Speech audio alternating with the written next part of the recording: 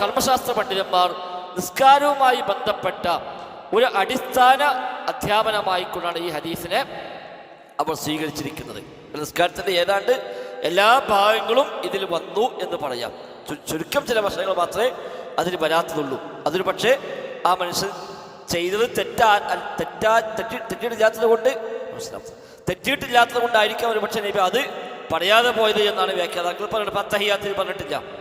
അപ്പോൾ ഒരു പക്ഷെ അത് ആ മനുഷ്യൻ നിർവഹിച്ചത് ശരിയായ രൂപത്തിലായിരിക്കും, അതുകൊണ്ട് അത് പിന്നെ പ്രത്യേകം പറയേണ്ടതില്ല എന്നെനിക്ക് പറയാതിരുന്നതാകും എന്നാണ് വ്യാഖ്യാതാക്കൾ അഭിപ്രായപ്പെടുന്നത്. എന്താണ് ഈ നിസ്കാരവുമായി ബന്ധപ്പെട്ട മുഴുവൻ നിയമങ്ങളുടെയും ഒരു അടിസ്ഥാനം ഈ ഹദീസിൽ നിന്ന് ലഭിക്കും.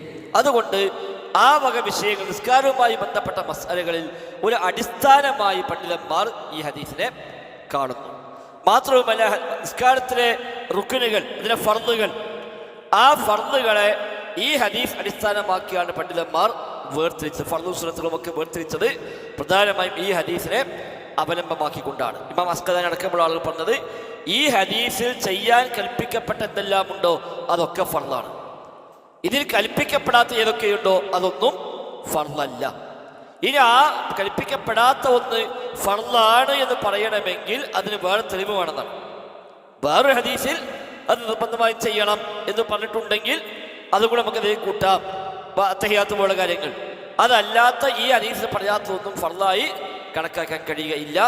ഈ ഹദീസ് നിർബന്ധമായി പഠിപ്പിക്കപ്പെട്ട എന്തെല്ലാം ഉണ്ടോ അത് മുഴുവനും നിസ്കാരത്തിൻ്റെ ഫർളുകളായി റുക്നുകളായി കണക്കാക്കാമെന്നാണ് പൊതുവെ പണ്ഡിതന്മാർ സ്വീകരിച്ചു പോകുന്നത്. മാത്രമല്ല, ഹനഫി മദ്ഹബിൽ അബൂ ഹനീഫ ഇമാമിൻ്റെ മദ്ഹബ് പ്രകാരം നിസ്കാരത്തിൽ ഫാത്തിഹ ഓതൽ നിർബന്ധമില്ല. നിസ്കാരത്തിൽ ഏതെങ്കിലും ഖുർആനിലെ ഏതെങ്കിലും ഭാഗം ഓതിയാൽ തന്നെ നിർബന്ധ ബാധ്യത വീടി എന്നാണ്. എന്നാൽ ശരിയല്ല, ഫാത്തിഹ ഓതണം എന്ന് പറയാൻ ഈ ഹദീസാണ് തെളിവായി സ്വീകരിക്കുന്നത്.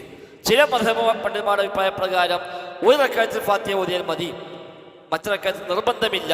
കാരണം ഫാത്തിഹ ഓതുക എന്നുള്ളത് ചെയ്തില്ലോ, അപ്പോൾ അതും പറ്റൂല, എല്ലാ റക്അത്തിലും ഫാത്തിഹ ഓതണം എന്ന് പറയാനും ഈ ഹദീസാണ് തെളിവ്. നിസ്കാരവുമായി ബന്ധപ്പെട്ട ഒരുപാട് മസ്അല, നൂറുകണക്കിന് മസ്അലകൾക്ക് ഈ ഹദീസ് വെളിച്ചം നൽകുന്നുണ്ട്. അതാണ് ഹദീസിൻ്റെ പ്രത്യേകത.